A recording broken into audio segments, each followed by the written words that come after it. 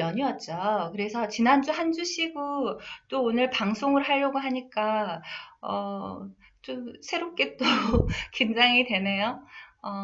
설 명절 연휴 잘 보내셨어요?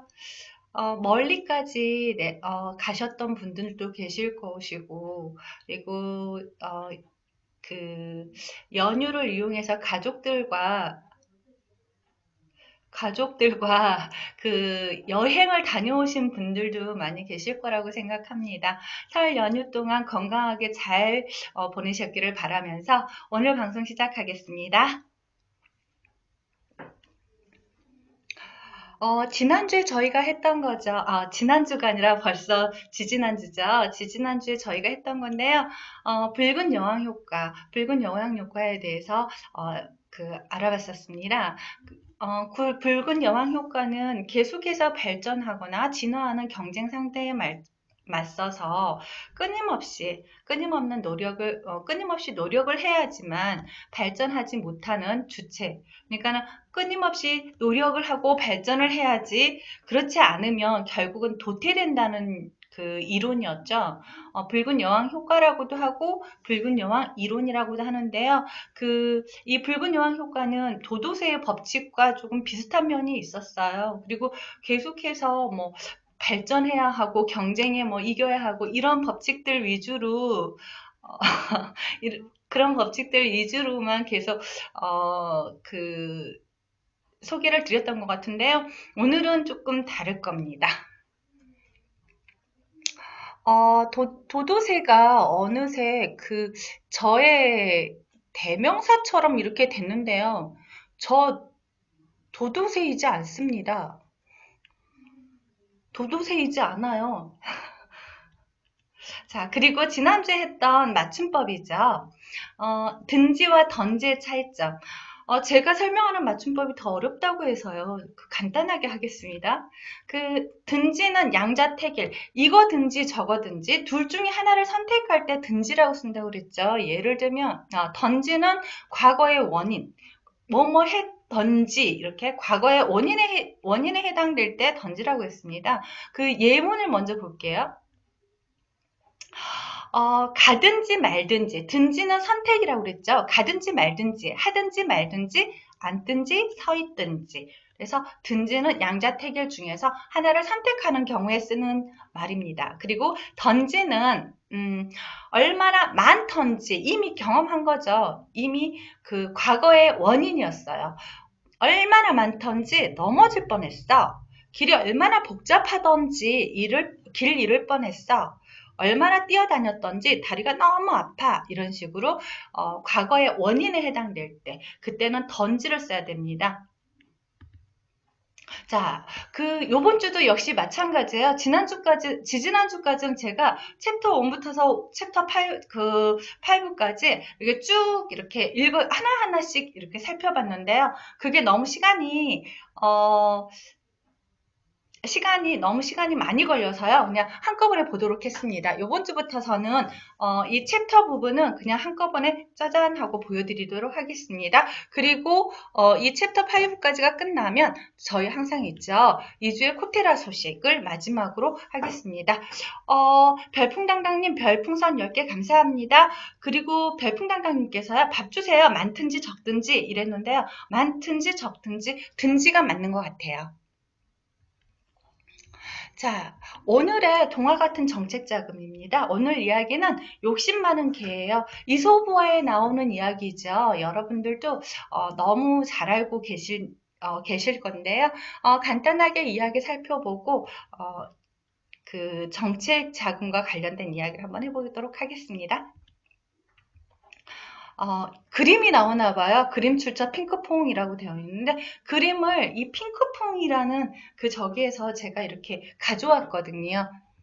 너무 귀여워요. 어느 날 아주 욕심 많은 개가 있었는데요. 이 욕심 많은 개가 어느 날 노래를 흥얼흥얼 거리면서 길을 가고 있었어요. 그런데 저 앞에 정말 맛있는 커다란 고기가 있는 거예요. 그래서 띠웅 하고 눈이 깜짝 놀란 눈을 하고 고기를 봤는데 그거 자기보다 더 먼저 발견한 강아지가 있었어요. 이 욕심 많은 개보다 조금 더 작고 여려 보이죠. 이 강아지가 먼저 발견을 했는데도 이 욕심 많은 개가 빼앗습니다. 왜? 등치도 더 크고 더 무서운 척해서 결국 빼앗거든요. 빼앗고서 입에 뜨끈히 물고 생각합니다. 나 혼자 다 먹어야지 하고 욕심 많은 개답죠. 그래서 자기 혼자 다 먹겠다는 상상을 하면서 엄청 행복해합니다. 그리고서 그런 상상 속에서 이제 고기를 입에다 크게 하나 물고 집으로 돌아가는 길이에요. 집으로 돌아가는데 산 건너 물 건너 아니죠. 물 건너 산 넘어죠.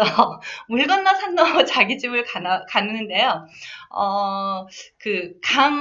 저기 뭐죠? 조그만 개울이죠. 다리를 건너서 집으로 돌아가는 도중이에요. 그러다가 얘가 물속을 비춰보게 됩니다. 물속을 들여다보는데 아주 어떤 개가 자기 입에 문 그 고기보다 훨씬 더 큰 고기를 물고서 자기를 쳐다보고 있는 거예요. 그래서 얘가 생각을 하죠.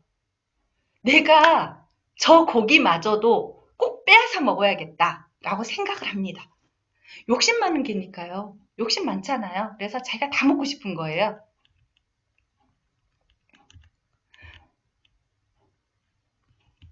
그래서 저 고기가 더 크잖아. 저것도 뺏어 먹어야겠다라고 생각하면서 정말 의기양양하게 빼앗아 먹겠다고 다짐을 하고 빼앗으려고 이제 그 무서운 척 합니다.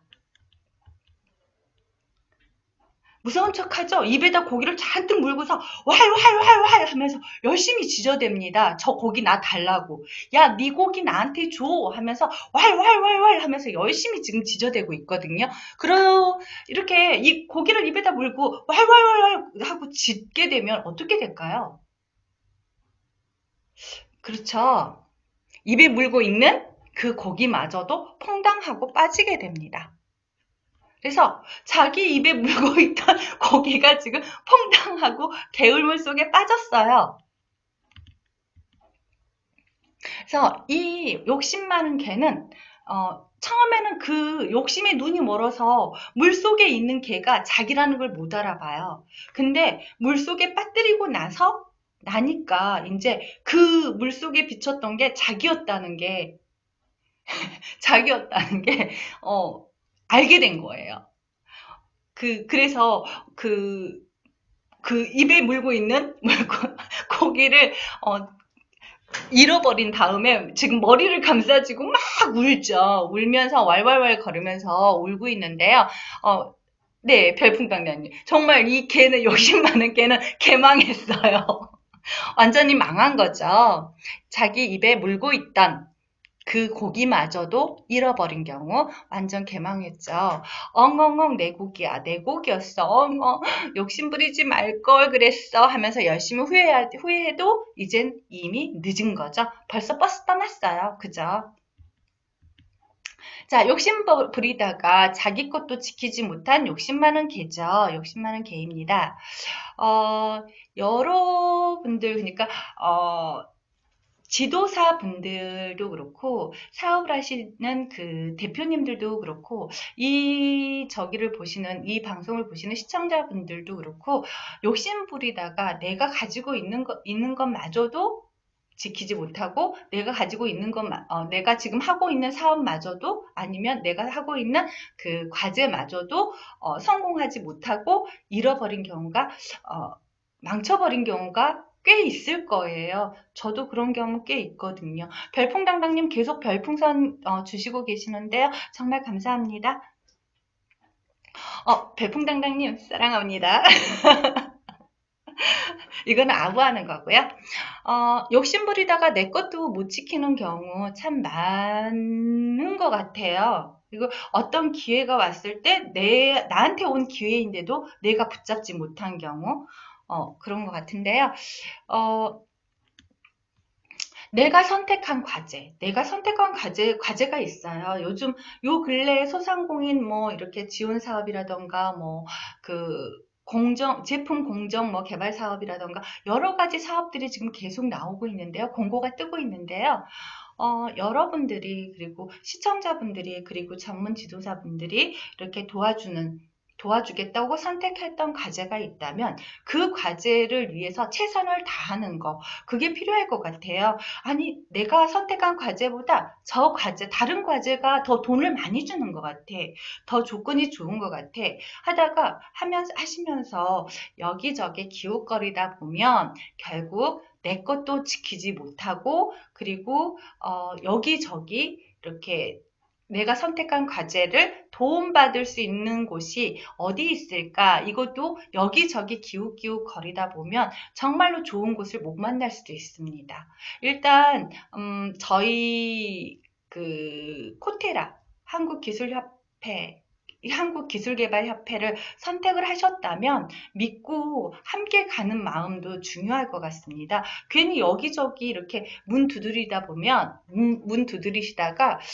브로커, 제대로 된 컨설팅, 그 솔루션을 만나는 게 아니라, 그 브로커들 있죠. 네, 돈만 이렇게 생각하시는 그런 브로커 분들 만나셔서 고생하실 수도 있어요. 고생하실 수도 있으니까, 이미 검증된, 그리고 이미 믿을 수 있는 그런 단체, 그런 협회, 이런 걸 선택 잘 하시는 것도 중요할 것 같습니다. 정부 지원 사업의 성공은요, 도와주는 그 R&D, 그러니까 정부 지원 사업을 많이 해봤던 전문가 단체들, 이런 단체를 그 업체, 지도사 이런 분들을 잘 만나는 게 관건인 것 같습니다. 그래서 정부 지원 사업의 성공은 코테라의 도움을 꼭 한번 받아보세요.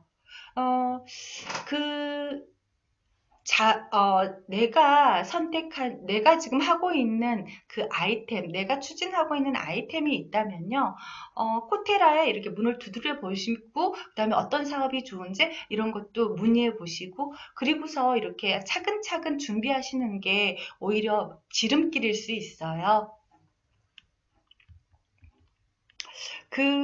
코테라에 이제 문을 두드리시면 저희 그 코테라에서는 OC 전략, 씨 뿌리기 전략이라고 하는데요. 지난번에 제가 잠깐 소개드렸죠. 몸짱 전략이라고. 그래서 뭐 기업이 R&D를 하려면 먼저 준비해내는 것들이 있는데 그거와 같이 OC 전략이라고 씨 뿌리기 전략이라고 해요. 그래서 같이 이렇게 이제 진행을 하는데요. 먼저 기업에서 이렇게 문의를 해주시면 저희는 일단 1단계로 체크업이라고 하는데요.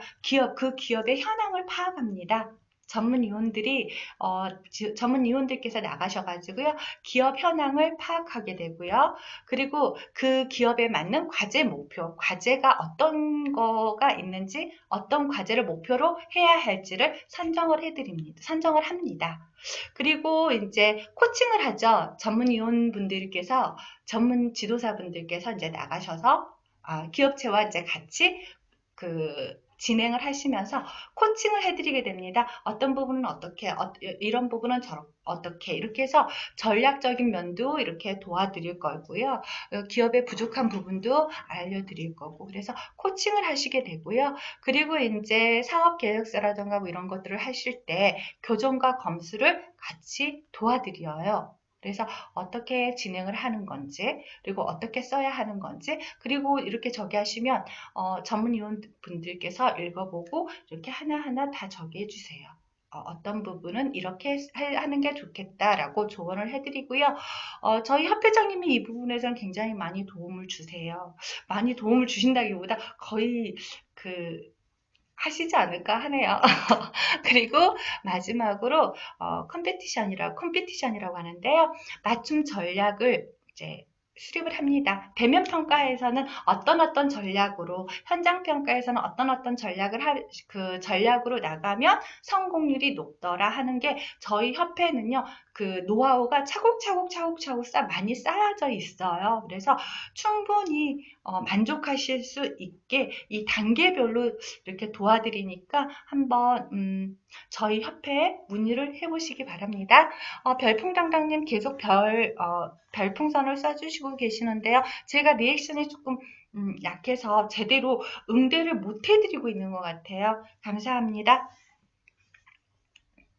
자, 이제 첫 번째 챕터, 동화 같은 정책 자금, 욕심 많은 개처럼 여기저기 기웃기웃하지 말고, 내가 선택한 과제에, 내가 선택한 전문가에게 믿고 맡기고 최선을 다해서 열심히 하자라는 거였죠. 자, 저희 정책 자금 실무 도우미 카페라고 하죠. 정실미라고 합니다. 여기, 그냥 정실미 세 글자만 따라 외우시고요. 인터넷 딱 들어가셔서 정실미하고 치시면은 저희 협회 카페가 나와요. 그러니까 어렵게 생각하지 않으셔도 돼요. 정실미 세 글자만 외워주시면 됩니다. 이제 그 다음 두 번째 챕터예요. 지난번에 붉은 여왕 효과였었죠. 요번에 주는 반엄 효과입니다. 반엄 효과. 자, 반음 효과는요, 19세기 미국 서커스 천재의 이름에서 유래했다고 하는데요. 저는 이거 보고 참 놀랐어요. 왜 놀랐냐면, 서커스 하던 이 사람한테서 서커스를 했다면 19세기면 1800년대잖아요. 그러면 그 당시에는 서커스라던가, 뭐, 극단이라던가, 이런 게, 우리나라에서는, 천한 직업이었죠.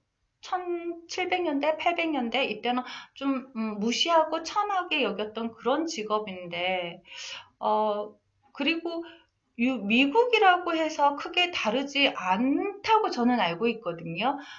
서커스를 했으면 그때도 뭐 각광받고 뭐 막 이렇게 존중받고 하는 그런 좋은 직업은 아니었을 것 같은데 그 사람의 이름에서 우리가 많이 우리에게 알려져 있는 이런 효과, 반응 효과, 반응이라는 이름이 붙었다는 거에 참 놀랐어요. 제가 편견에 이렇게 똘똘똘똘 뭉친 사람 같죠?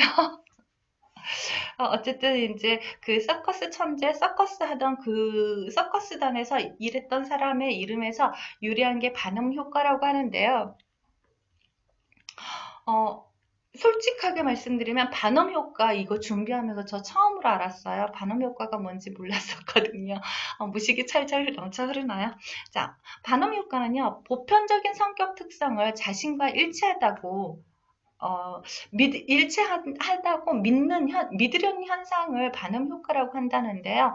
19세기 미국 서커스 천재 피니어스 테일러 반음의 이름에서 유래했다고 해요. 이제, 유래가 이 반엄이라는 사람 이름에서 유래를 했는데요. 1949년에 미국의 심리학자 포로라는 사람이 이 효과와 관련된 실험을 했대요. 실험을 해서, 이 사람의 실험을 한 심리학자 포로의 이름을 따서요. 반음 효과를 포로 효과라고도 한다고 합니다.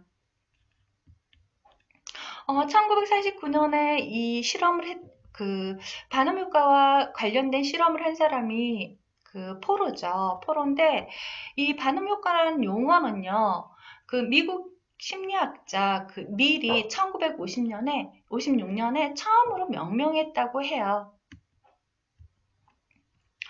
자, 서커스단에서 사람들의 성격과 이름, 특징을 알아맞추는 쇼를 한 사람이 반엄이래요. 그러니까 진짜 초능력을 발휘해서 사람들의 성격과 이렇게 특징들을 알아맞춘 게 아니고요. 대충 누구한테나 이렇게 적용되는 질문을 상대방한테 던졌다고 해요. 그러니까 예를 들면 가끔 행동이나 말을 잘못했다는 회의감 같은 거 느끼죠. 가끔 행동이나 말을 잘못하지 않았나? 라는 생각을 할 때가 많죠. 살 때가 있죠. 이렇게 두루뭉실하게 질문을 던졌다고 해요. 근데 가끔 행동이나 말을 잘못했다는 생각하죠. 그런 반성하죠. 그런 것 때문에 자책감 갖죠. 이러면 누구나 그러지 않나요? 저도 사람은 누구나 행동을 잘못할 때, 그리고 말을 해놓고도, 아차! 싶을 때 있잖아요. 누구한테나 있는 일인데, 사람들이 나만, 그러니까 내 성격을, 내 행동을, 저 사람이 어떻게 저렇게 잘 알아맞추지? 이런 거. 이렇게 생각을 하는 효과라고 하는 거죠. 자, 이 그 심리학자 포로가 실험을 했다고 하죠. 그래서 미국 심리학자 그 포로가 대학생들을 대상으로 성격 검사를 진행한 후에 결과 정확도를 각자 평가하겠다 이렇게 나오는데요. 이게 무슨 말이냐면 그 포로가 성격 검사를 진행을 했다고 하는데요. 그 성격 검사가 성격 검사지 요즘에 나오는 것처럼 정말 그 정교한 그리고 자세한 그런 그러니까 세밀하고 정교하고 정확성이 좀 뛰어난 그런 성격 검사지가 아니라요. 그 신문에 나오는 운세, 요번 주 운세, 운세 있죠. 최근에 요번 주 운세, 운세란에 나온 그거를 약간 바꿔서 그 성격 검사지로 이렇게 만들었다고 해요. 그러니까 자기가 이렇게 저기에서 만든 것도 아니고, 그, 이번 주 운세, 이렇게 운세에 나온, 그, 우리가 이렇게 신문 보면 그거 나오잖아요. 닭띠 해가지고, 1969년, 1957년생, 오늘은 뭐가 어떠니, 뭐를 조심하라, 이런 거 나오잖아요. 그런 그 말들을 평가 항목으로 살짝 바꿔서 진행을 했다고 해요. 그러니까는 대학생들한테 전부 다 똑같은 걸 준 거죠. 똑같은 그 성격 검사지를.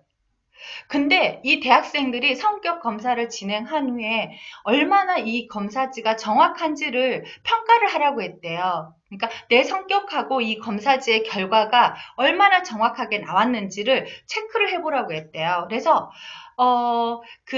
대체로 정확하지 않으면 0점, 아주 정확하다고 생각하면 5점, 많이 정확하다고 생각하면 4점, 이런 식으로 해서 체크를 하라고 이제 했는데요. 이 대학생들이 4점, 그러니까 아주 정확함보다 한 단계 낮은 매우 정확함이라고 할 수 있겠죠. 거의 그 4단계 매우 정확함이라고 했대요. 똑같은 성격 검사지에 똑같은 내용이었는데, 결과는 평균 4점. 그러니까 10명 중에 8명이요. 자기 성격 검사 결과가 내 성격하고 일치한다고 답을 했대요. 그러니까 결과지도 똑같겠죠. 모든 학생들한테 저기 했으니까 결과지도 똑같았을 텐데, 같았을 텐데, 이걸 대답한 사람들은, 그 10명 중 8명. 그러니까 80%죠. 80%가 성격이 일치한다는 의견을 내놨어요.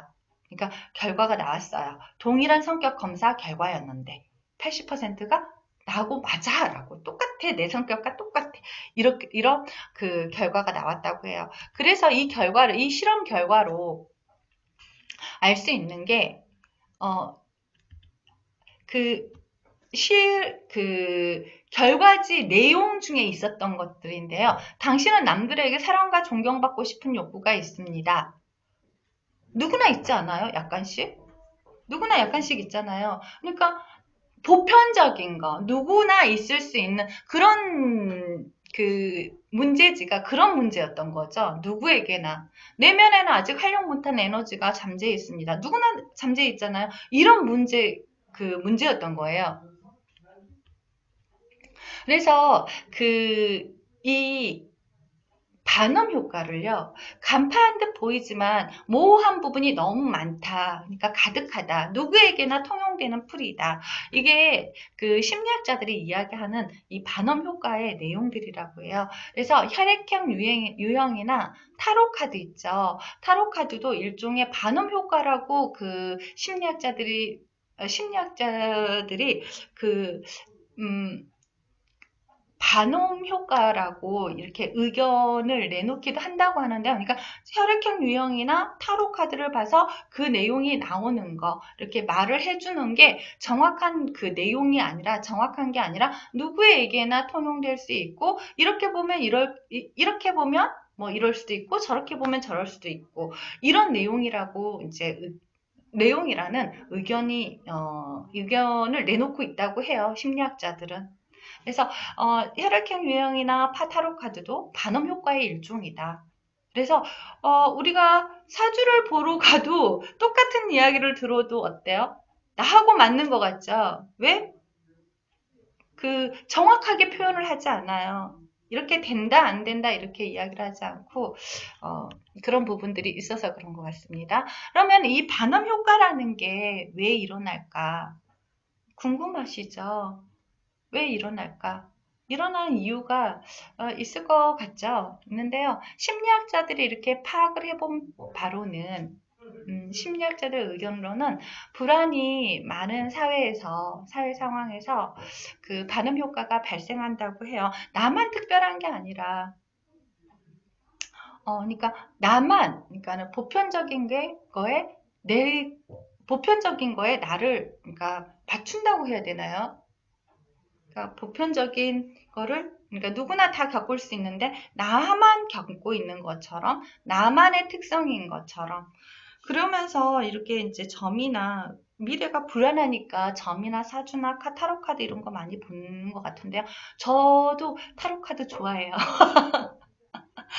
타로 카드 보는 거 재밌어요. 그래서 좋아하는데 맞나요? 음, 제가 해석을 잘하면 맞고 해석을 잘하지 않으면 그러니까 거기에서 해석을 해주는 대로 내 인생이 그래라고 반음 효과를 나한테 적용을 시키면 맞는 것 같고요. 반음 효과를 적용하지 않으면 그거 안 맞는데 이런 생각이 들어요. 그러니까 반음 효과의 그 마성에서 벗어나야 할 것 같습니다. 점이나 미신을 통해서 이렇게 마음이 편해지는 거는요. 그 순간뿐인 것 같아요. 그래서 점이나 점이나 뭐 타로 카드나 이런 걸 보고서 저기 하는 것보다는 그 부분을 이제 봐서 위로를 삼고 위안을 삼고 이러는 것보다는 나를 가장 잘하는 사람은 나죠. 바로 나. 그래서 공감을 이끌어내는 그러니까 나를 왠지 위로해주는 것 같고 왠지 나랑 맞는 것 같은 그런 타로나 뭐 사주나 이런 거에 현혹되기보다는 스스로를 좀 객관적으로 판단할 수 있는 냉정함이 필요한 것 같습니다. 어, 네. 반음 효과는요, 이제 정리를 할게요. 반음 효과는 사람들이 보편적으로 적용되는 성격이나 심리적인 특징을 나만의 특징으로 여기는 심리 현상이라고 합니다. 마지막으로 점집에 가면 그 점 보시는 분이 화가 나면 속이 답답하지? 이러면 다들 그러죠. 내 이야기인데 어쩜 저렇게 잘 맞추지? 하면서 어머 모두 내 이야기야 이러죠. 반음 효과, 코에 걸면 코걸이, 귀에 걸면 귀걸이 웃기죠? 그래서 그런 반음 효과에 넘어가서 거기에 의지하지 말고 나 스스로를 돌아보면서 냉정하게 생각해 보면 어렵고 힘든 일들도 잘 이겨낼 수 있을 것 같습니다. 자, 다음 챕터 넘어가겠습니다. 다음은 신문이죠, 신문. 어, 제가 협상이라는 거에 대해서 잘 몰라요. 진짜 모르는데요. 어, 협상. 어렵게 생각하면 어려운 단어인데요. 쉽게 이렇게 생각을 해보면, 서로 이렇게, 만족할 만한 그런 결과를 내는 거. 그럼 서로 만족할 만한 결과를 내기 위해서 우리가 어떤 마음을 가져야 하는지, 이거에 대해서 잠깐 생각해 보는 시간을 가졌으면 했습니다. 했어요. 어렵게 생각하지 말고 사회에 좀 더 따뜻하게 사회에 관심을 이잖아요. 그래서 여러분들도 조금 이런 사람들도 있고 이런 상황에 처해 있는 그런 것도 있고 이렇구나라고 한 번쯤 생각해 보시고 한 번쯤은 그런 저기에 관심을 좀 가져줬으면 해서 이렇게 구성을 해봤으니까요. 너무 이렇게 심각하게 생각하시고 이렇게 저한테 주제를 왜 저런 걸 골랐지? 이런 이야기는 될 수 있으면 안 해주셨으면 감사하겠습니다. 요번 주 저기가요. 요번 주 기사가 2월 1일 날 조선일보에 나왔던 건데요. 대통령님이죠. 대통령님이라고 하는데 대통령님이라고 했어요. 답 못 듣고 연탄 시위에 쓸쓸한 철수 그랬는데 이 기사가요. 1월 달에 1월 초에 이거에 연관된 관련된 기사가 나왔었어요. 어떤 기사였냐면 연탄값이 인상돼서 연탄은행 대표분들이 1인 시위를 하고 있다라는 기사가 나왔었는데요. 그때도 조금 그 기사 읽고 안타까웠어요. 어, 청와대 앞에서 지난 한 달간 1인 시위를 벌였다고 해요. 민간 봉사단체 연탄은행 관계자분들, 대표분들, 이런 분들이 청와대 앞에서 한 달 동안 1인 시위를 릴레이로 이어가면서 했다고 하는데요. 연탄은행은 여러분들도 알고 계시죠? 한때 연예인들, 그리고 일반 시민분들, 그리고 기업에서 후원을 많이 기부하고 후원하고 이런 것들을 참 많이 해서, 매년 겨울마다 이렇게 연탄 봉사 이렇게 릴레이로 이렇게 연탄 나르는 그런 방송이 많이 나왔었어요. 그리고 신문 기사에도 기부 행사, 봉사 활동 이렇게 해가지고 신문에 기사화가 돼서 자주 나왔었는데요. 요번에 이 기사를 보고는 참 마음이 안 좋았어요. 이 연탄은행은요, 기업이나 개인의 후원을 받아서 연탄을 쓰는 저소득층에게 이렇게 저소득층을 돕는 단체라고 해요. 단체인데요. 요즘 경기가 좀 안 좋잖아요. 경기가 많이 안 좋아서 후원하시고 기부하시는 기업이나 개인분들이, 시민분들이 많이 줄었대요. 많이 줄었는데 연탄값까지 이제 인상을 한다고 하니까 다시 한번 연탄값에 대해서, 연탄값 인상에 대해서 재고를 해달라는 기사예요. 근데, 정부에서는요, 화석연료 사용이 공기오염, 환경오염, 그리고 지구온난화 이쪽으로 이어져서 화석연료를 이제 조금 제재를 하는 쪽인 것 같아요. 그래서 이제 연탄값도 상한선을 없앴대요. 연탄값 상한선을 없애고, 정부 보조금도 줄이고, 이랬다고 하는 것 같아요. 그래서 이제 이분들이 시위를 하게 됐는데요. 이 시위하는 동안 청와대에서 나와 보는 사람도 없었다고 이제 연탄은행 관계자가 이야기를 했는데요. 이 부분에서도 조금 관심을 가지고 협상보다는 조금 더 좋은 방향으로 나갈 수도 있지 않았을까 하는 생각을 하면서 저기 해볼게요. 오늘의 협상의 마음가짐 한번 해볼게요. 이 꼬맹이들이 둘이 싸우고 있죠.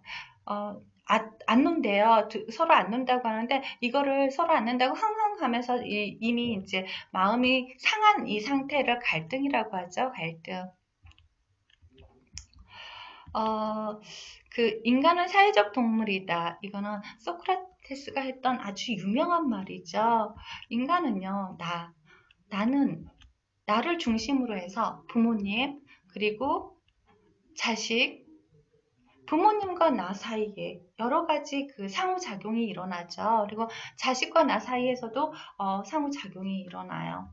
그리고 친구와의 관계 속에서도, 그리고 형제, 그리고 친척들, 그리고 직장 동료, 상사들, 그리고 더 많은 나의 이웃들, 이런 사람들, 이런 사람들과 관계를 맺으면서 소통을 하면서 살아가기 때문에 소크라테스가 인간은 사회적 동물이라 하지 않았을까 하는 생각이 듭니다. 나 혼자 사는 게 아니라 여러 사람들과의 관계, 여러 가지 관계 속에서 우리가 살아가잖아요. 그래서 인간은 사회적 동물이다라고 한 것 같습니다. 의사소통을 하는 수단에는요, 뭐가 있을까요? 우리가 흔히 할 수 있는 우리 말로 의사소통하죠. 근데 또 하나 뭐가 있냐면 행동이 있어요.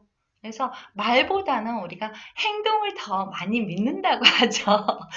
말은 거짓말을 할 수 있는데 행동으로 알 수 있다고 하는데 저는 행동으로 상대방이 하는 행동으로 제가 캐쳐요.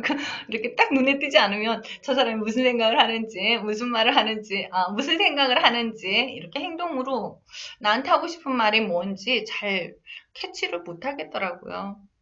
그래서 저희 협회장님이 맨날 도도새라고 하나 봐요. 의사소통은 말과 행동을 통해서 의사소통이 서로 이루어지는데요.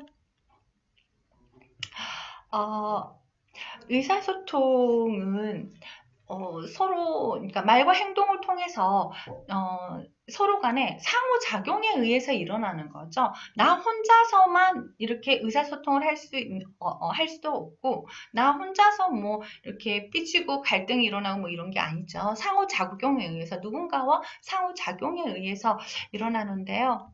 이 상호작용으로는 협동이 있을 수도 있고요. 그리고 경쟁, 그리고 어떤 경우가 있죠? 갈등을 겪는 경우가 있죠. 나와 이렇게 협력을 해서 협동해서 나와 마음이 맞아서 같이 가는 경우가 협동이라고 볼 수 있고요. 나와 이제 경쟁, 뭐 갈등은 나쁜 사이는 아니지만 경쟁을 하는 사람들도 많이 있죠. 경쟁을 해서 그 경쟁자가 있어서 오히려 더 내가 발전할 수 있고 이렇다면 좋은 관계지만 경쟁으로 인해서 서로가 서로에게 주는 영향이 뭐 악의적으로 바뀐다면 경쟁이 좋은 의미의 경쟁은 되지는 않을 것 같아요. 그래서 경쟁은 딱히 좋은 쪽도 나쁜 쪽도 아니라고 생각을 해요. 그리고 이제 갈등, 마지막 갈등이 있는데요. 갈등이 이렇게 꼭 나쁘다는 생각은 하지 않아요. 갈등이 있기 때문에 문제를 해결할 의지가 문제를 해결할 생각을 하고 해결할 생각을 하니까 해결력이 생기고 뭐 이런 것들 아닐까라고 생각을 합니다. 그래서 상호작용으로는 협동하는 그리고 경쟁하는 그리고 갈등하는 이런 것들이 있죠. 그래서 협상은 갈등의 상황에서 많이 협상을 하게 되죠. 좀 아까 우리가 봤던 그 기사도 갈등이 생긴 거죠. 서로에게 그런 갈등이 생긴 거라고 생각을 해요. 갈등이라는 건요, 서로 입장이 달라서, 생각이 달라서, 그리고 나한테 주는 이익이 달라서 일어나는 불화와 행동이라고 하는데요. 불화나 충돌 이런 것들이라고 하는데요. 별풍당당님 별풍선 12개 감사합니다. 의사소통에 그리고 상호작용에 순종이나 종속도 있죠. 그런데 크게 나눠봤습니다. 크게. 그런데 더 세세하게 들어가면 더 많은 상호작용의 그런 관계들이 있지 않을까요? 여러 가지 정말 다양한 상호작용의 관계가 있겠죠. 근데 아주 간단하게 해봤습니다. 간단하게. 자, 갈등에는요, 조금 가벼운 친구와의 다툼, 부모 자식 간의 갈등, 이웃 간의 갈등, 지역 갈등, 노사 갈등, 이런 것들이 있을 수 있죠. 근데 이런 것들이, 전쟁으로 이어지지는 않아요. 그죠? 큰 나라와 나라끼리 그런 전쟁으로 이루어지지는 않는데요. 정치적인 갈등이라던가 국가 간의 갈등, 인종 갈등, 종교 갈등, 뭐 이런 거는 뭐로 이어지기가 쉽죠? 전쟁입니다. 대체적으로 종교 갈등이나 인종 갈등 이런 거는 정말 전쟁하고 조금 많이 가깝죠. 많이 가까운데요. 음, 갈등을 전쟁까지 가기 전에 갈등을 해소할 수 있으면 참 많이 좋겠죠. 갈등의 여러 가지 이렇게 모습입니다.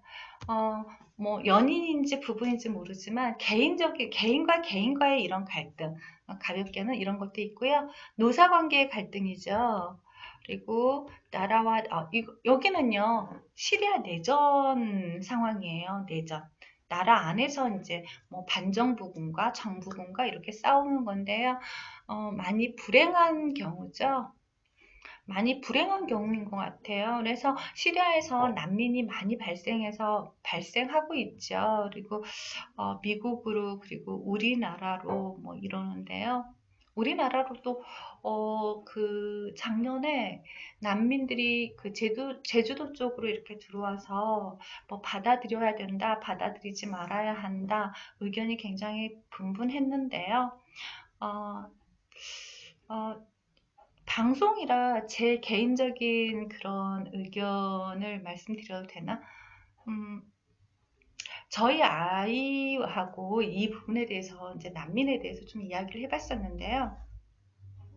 저는 약간 찬성 쪽, 그러니까 난민을 어느 정도 관리할 수 있는 그런 저기를 해서 우리나라 사람이다, 우리나라 사람이 아니다 이런 거 가지고 받아들인다, 받아들이지 못한다 이렇게 생각하는 거는 좀 아닌 것 같고요. 조금 넓게 같은 인간, 사람인데 뭐 이렇게 생각하는 것도 좀 필요하지 않을까 저는 그렇게 생각했는데요. 저희 아이는 절대 안 된다고 하던데요.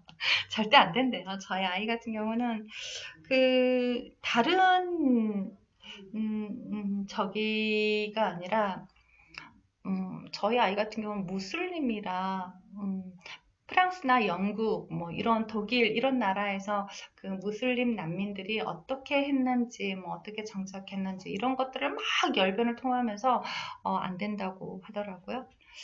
근데 뭐 저는 뭐 이렇다 저렇다 뭐 이야기는 하기가 조금 어려운 부분인 것 같아요. 근데 조금 많이 안 됐다는 생각은 합니다. 내전 중이라서. 근데 이것도 지금 저기, 어디죠? 중동이라고 해야 되나? 저기 아프가니스탄 이쪽에 지금 전쟁 그 모습이고요. 이거는 이제 그 지역 주민들과 그 국회의원들, 시의원들, 뭐 이런 사람들의 갈등 부분을 캡처를 해봤습니다. 갈등을 해결하려면 어떤 마음가짐이 필요한지.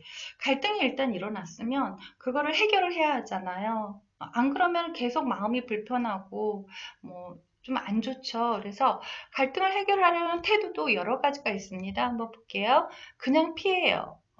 흔히, 그냥 그냥 그 문제는 그냥 이러면서 피해가는 경우 많죠. 그리고 무시해요.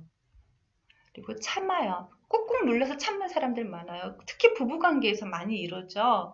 많이 그냥 꾹꾹 싸우는 게 싫으니까 그냥 꾹꾹 눌러나가면서 참아요. 그리고 싸워요. 싸우는 경우도 많아요. 싸우는 경우가, 굳이 나쁘다고 생각하진 않아요. 하지만, 소리 지르면서 막 이렇게 싸우다 보면 오히려 더 극으로 이렇게 치닫는 경우가 많죠. 그리고 함께 고민해요. 그리고 갈등이 생겼을 때 대화를 해요. 그리고 협상을 해요. 그리고 토론을 해요. 어, 그래서 이렇게 양쪽으로 나눠졌는데요. 그냥 갈등을 해결하려면 어떻게 해라 라고 지금 그냥 이렇게 주입을 하고 있는 것 같은데 아무래도 이쪽은 파멸, 뭐 좀 안 좋은 쪽으로 가는 그런 부분들인 것 같고요. 갈등을 해결하고자 하는 마음이 있다면 함께 고민하고 대화하고 협상하고 토론하고 이게 필요한 것 같습니다. 그래야지만 협동과 조화로운 그런 공동체의 발전, 가정도 공동체잖아요. 그래서 이런 부분에 이런 노력들이 있어야지 가정도 쭉 평화롭게 그리고 발전할 수 있는 그런 가정이 되지 않을까 하고 생각해 봅니다. 기업도 마찬가지죠. 특히나 기업에서는 어떤 갈등이 발생했을 때 토론을 이용하면 참 좋을 것 같아요. 토론이라는 거를 사람들이 좀 잘못 알고 있는 것 같은데요. 토론은 문제를 해결하기 위해서 하는 거라고 저는 생각하거든요. 토론은 문제를 해결하기 위해서 하는 거예요. 상대방을 이기기 위해서가 아니라 좀 더 좋은 방법으로 좀 더 나은 해결책을 찾는 하나의 수단이지 이기기 위한 게 아니거든요. 뭐 지고 이기고 그런 싸움 하나요? 그래서 갈등을 해결하려면 이런 토론하는 거, 그리고 협상하려는 거, 배려하는 거, 이해하는 거, 조금 더 양보하는 이런 마음들이 필요한 것 같습니다. 비 온 뒤에 땅이 굳는다 우리나라 속담에도 있죠. 그래서 갈등을 겪고 이렇게 막 비가 주룩주룩 내리는데요. 이랬던 모습이 이렇게 사랑으로 가득 찬 이렇게 하트 뿅뿅 하는 그런 모습이 되겠죠. 그래서 비 온 뒤에 땅이 굳는다고 이렇게 비 온 뒤에 이런 하트가, 그러니까 갈등 뒤에 서로에게 하트가 뿅뿅 하는 그런 결과가 나왔으면 좋겠습니다. 그래서 비 온 뒤에 땅이 굳으려면 갈등을 지혜롭게 이해하고 잘 대처를 해야겠죠. 이러면서 뭐가 좀 더 나은 세상이 될 거라고 생각합니다. 그래서 갈등이 발생하면 일단은 내가 피해를 보지 않으려는 것보다는요, 조금씩 양보하고 조금 토론이 참 좋은 것 같아요. 토론할 때도 내가 저 사람을 꼭 이겨야지, 이겨먹어야지, 이거는 아닌 것 같아요. 토론, 꼭 기억하실게요. 토론은 이기기 위해서 하는 게 아니라 좀 더 나은, 좀 더 좋은 해결책을 찾기 위해서 하는 거라는 거 꼭 기억해 주셨으면 좋을 것 같아요. 자, 네 번째 챕터인데요. 맞춤법이에요, 맞춤법. 요번에는요, 오늘은 다르다와 틀리다의 차이점. 이거에 대해서 이야기를 해보려고요. 다르다와 틀리다는 엄연히 차이가 있는데, 다르다를 써야 하는 그런 경우에 틀리다를 많이 써요. 특히 그 40, 저희 세대들은, 그러니까 어른분들은 특히나 더 많이 다르다를 사용해야 할 부분에 틀리다를 많이 사용하는 것 같아요. 이거를 확실하게 구분 짓고 이렇게 사용하게 된 게 저도 얼마 안 된 것 같은데요. 어, 저 같은 경우는 이걸 이렇게 구분해서 쓰기 시작한 게 지금이 거의 한 10년 정도밖에 안 된 것 같아요. 그 전에는 10년? 10년 조금 넘은 것 같네요. 아니구나, 10년이 아니라 저도 한 20년 정도 된 것 같아요. 구분해서 쓰기 시작한 지가. 그 전에는 다르다를 사용해야 될 때 틀리다를 저도 많이 사용을 했거든요. 근데 지금 이렇게 이제 강의를 듣거나 뭐 이렇게 방송을 보거나 이럴 때 다르다라는 말을 사용을 해야 되는데 틀리다라는 말을 사용하면요. 그거 아니고요. 다르다예요. 라고 표현을 이렇게 말을 해주고 싶은데 말을 못해요. 왜냐하면 상대방이 그 많이 무안할 것 같아서, 그러니까 창피할 것 같아서 말을 못하는 경우도 있고요. 본래 저렇게 많이 써. 근데 그걸 왜 사사건건 간섭이야. 뭐 사사건건 꼬투리 잡아. 뭐 이럴까 봐서도 못하는 경우 많고요. 근데 특히 방송하시는 분들은 조금 이거를 잘 생각을 하셔야 될 것 같아요. 그러니까 방송할 때 다르다라고 사용을 해야 되는데 틀리다 이렇게 하면 누가 따라서 하게 되냐면요. 아이들이 따라서 하게 돼요. 아이들. 그러니까 아이들이 방송 많이 보잖아요. 그래서 연예인들 나와서 뭐 이거랑 이거랑은 틀린 색깔이에요. 이러죠. 이거랑 이거랑 틀린 거예요. 이렇게 많이 이야기를 해요. 근데 틀린 게 아니라 옳고 그름의 정답이 있는 게 아니잖아요. 그래서 그건 틀린 게 아니라 이게 두 개는 다른 거거든요. 그래서 그런데도 불구하고 이렇게 방송에서 연예인들이 이렇게 틀리다 다르다를 구분해서 사용을 하지 않으면요. 저희 아이들은 그대로 보고 자라요. 그러니까 그 방송하시는 분들은 조금 그 부분은 이렇게 주의를 해 주셔야 될 것 같아요. 이거 진짜 흔히 많이 틀리는 그 맞춤법 중에 하나거든요. 다르다는요, 같지 않다는 거야. 안 같아요. 같지 않다는 뜻을 가지고 있고요. 예를 들면, 나는 너와 생각이 틀려가 아니라 달라예요. 나는 커피가 좋아요. 근데 내 친구는 커피가 안 좋을 수 있어요. 그럼 그거는 걔가 틀리고 내가 맞는 게 아니고요. 나랑 걔랑 다른 거예요. 달라. 뭐가 취향이 다른 거예요. 그리고 이 과일은 속과 겉이 틀린 게 아니에요. 뭐 겉은 옳고 속은 틀리고 이런 건가요? 그게 아니고 겉과 속이 다를 뿐이에요. 수박 우리 보면 겉은 초록색인데 안은 빨강색이잖아요. 그러니까 겉과 속이 다른 색깔이야 이래야지, 겉과 속이 틀린 색깔이야 하면 그게 틀린 거라는 거죠. 그게 틀린 거라는 거예요. 그리고 이 문제와 어제 본 문제랑은 틀린 애가 아니에요. 이 문제는 옳고 오늘 본 문제는 옳고 어제 본 문제는 틀린가요? 그게 아니고요. 이 문제랑 어제 본 문제는 문제가 다르네 이렇게 표현을 해야 되는 거고요. 진보와 보수는 생각이 다른 거죠. 진보 세력의 생각이 뭐 틀리고 보수 세력의 생각이 옳고 보수 세력의 생각이 틀리고 뭐 진보 세력의 생각이 맞고 이런 틀리고 맞고 이게 아니죠. 진보와 보수는 생각이 다른 거예요. 그냥 다른 거지 틀린 게 아닌 거죠. 그래서 생각을 잘 안 해보셔도 조금만 이렇게 신경만 조금 써주시면 이건 절대 틀릴 수 있는 맞춤법이 아니에요. 그리고 이제 틀리다는 옳지 않다는 거예요. 뭐, 10 빼기 2는 9야. 그러면 그거는 달라가 아니라, 야, 그거 틀렸어. 이러잖아요. 그러니까 틀린 거예요. 옳지 않은 거예요. 10에서 2를 빼는데 어떻게 9가 돼요? 옳지 않죠. 이런 경우에는 틀리다라고 쓰는 거예요. 그래서 수학 문제를 채점해보니 많이 틀렸다. 태양이 지구 주위를 돈다니 그건 틀렸어. 1번 문제부터 틀리다니 20번 시험은 망쳤어. 틀렸다는 어떤 경우에 쓰는지 이제 확실하게 아시겠죠? 그러니까 셈이나 사실, 있는 사실, 그 사실이야. 그 사실이 틀렸어. 그 셈, 그 더하기를 해보니까 틀렸어. 빼기를 해보니까 틀렸어. 채점을 해보니까 틀렸어. 이런 경우. 자, 퀴즈입니다. 애인과 내 성격이 너무 달라서 자주 다툰다. 이거는 맞는 문장일까요? 틀린 문장일까요? 이거는 다른 거죠. 성격은 틀린 게 아니라 다른 겁니다. 그리고 어른들과 생각이 많이 틀려서 이해가 안 된다. 아니죠. 어른들과 아이들은 뭐 세대 차이가 나네 어쩌네 해서 생각이 다른 거지 틀린 게 아니죠. 그리고 문방구 아저씨께서 계산을 다르게 하셔서 걸음수를 적게 주셨다.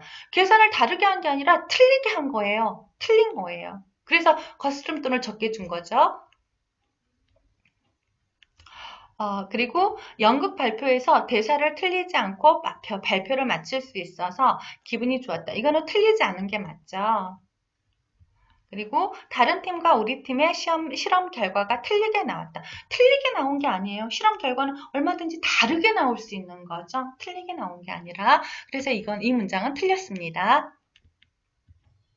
자, 이제 마지막 5단계네요. 챕터 5네요. 한 계단 올라서기. 이거는 저희 협회장님의 명언입니다. 제가, 요번 주 그 이야기는요, 6번째네요, 벌써. 박수입니다, 박수. 제가 이 글을 읽고요. 뒷부분을 안 읽고 앞부분만 딱 읽었어요. 어느 부분이냐면 이 부분만 읽었어요. 박수 칠 때 떠나는 것은 영화에서나 박수 칠 때 떠나는 것까지만 읽었거든요. 처음에. 아니 저는 그랬어요. 박수 칠 때 왜 떠나지? 한편으로는 이해가 돼요. 정말 영광스러울 때, 정말 그 좋은 때, 좋은 모습으로 남아라 이런 거인 것 같은, 이런 것이라, 그런 뜻이라는 건 알겠는데, 저는 박수 칠 때 떠나고 싶지 않아요. 박수를 더 많이 받고 싶지, 박수 칠 때 떠나고 싶지 않았거든요. 그래서, 나 욕심이 너무 많은가 봐. 우리 협회장님은 박수 칠 때 떠나라는 뜻인 것 같은데, 이러면서 봤는데요. 뒷부분이 반전이었어요. 박수 칠 때 떠나는 것은 영화에서나 있는 일입니다. 맞아요. 박수 칠 때 떠나는 것은 영화에서나 있는 일이죠. 절대 박수 칠 때, 남들이 박수 쳐줄 때 전 떠나고 싶지 않아요. 더 큰 박수 받고 싶어요. 자, 조직에서는 박수 칠 때 기분 좋게 감사하고, 기분 좋게 감사합니다 하고요. 더 큰 박수를 받을 수 있도록 더 높은 목표에 도전해야 합니다. 그렇죠. 저희 협회장님 이야기가 박수 칠 때 떠나는 것은 영화 속에나 있는 이야기예요. 조직 속에서는요, 박수를 쳐주면 감사합니다 하고 인사하고, 그리고 그 인사를, 그러니까 감사합니다 인사하고 그 박수를 더 높은 곳을, 높은 목표를 향해 뛰라는 격려의 박수로 알고 더 높은 목표를 향해 나아가서 결국 또 다시 박수를 받아야 된다는 건데, 전 굉장히 많이 공감했어요. 박수 칠 때 떠나라는 건 정말 영광될 때, 정말로 빛이 날 때, 그때 떠나야 그 뒷모습이 아름답다라는 이야기인 것 같은데, 전 뒷모습 아름다워요. 농담이었고요. 박수 칠 때 더 높은 목표를 향해서 가는 거 꼭 필요한 일인 것 같아요. 별풍당당님 별풍선 정말 감사합니다. 별풍선 풍년이에요. 감사합니다. 이주의 코테라 소식은요. 저희 지금 이주의 코테라 소식은 3차 2019년도 3차 기업 R&D 지도사 그 양성교육에 대한 건데요. 지금 현재 2차 하고 있습니다. 2차 2019년도 2차 R&D 지도사 그 실무교육 하고 있는데요. 지난번에 제가 계속해서 많이 이렇게, 많이 와주세요 하면서 한 자리는 제 자리라고 그랬죠. 지금 한 자리 비어서 저 열심히 하고 있습니다. 여러분들께서도, 주변에 많이 소개해 주시고요. 이 교육 받으면 정말로, 기업에 도움이 되는 그런 지도사가 될 수 있고요. 그리고, 기업 하시는 분들도, 이 교육을 받으면 훨씬 더 회사 운영에 도움이 될 거로 생각합니다. 이 3차 기업 R&D 지도사 이 양성 교육도요. 여기 이제 밑에 뭐 장소 및 문의처 이렇게 잘렸는데 기억하고 계시죠? 카페 정실미. 이것만 기억하시고 거기 클릭해서 들어와 보시면, 검색해서 들어와 오시면 이 내용에 대해서도 아주 자세하게 저기 돼 있고요. 공지 올라와 있고요. 그리고 요 근래 이제 공고가 난 사업들도 하나씩 이렇게 둘러보실 수 있습니다. 그러니까 정실미 카페에 오셔서요. 꼭 한번 들러보시기 바랄게요. 교육 신청하세요. 많이. 그럼 이 교육 신청하시면요. 월요일 날 제가 방송을 하기 때문에 저를 직접 보실 수 있습니다. 자, 다음 주에 더 좋은 모습으로 뵙도록 하겠습니다. 오늘 방송 여기서 마치겠습니다. 감사합니다.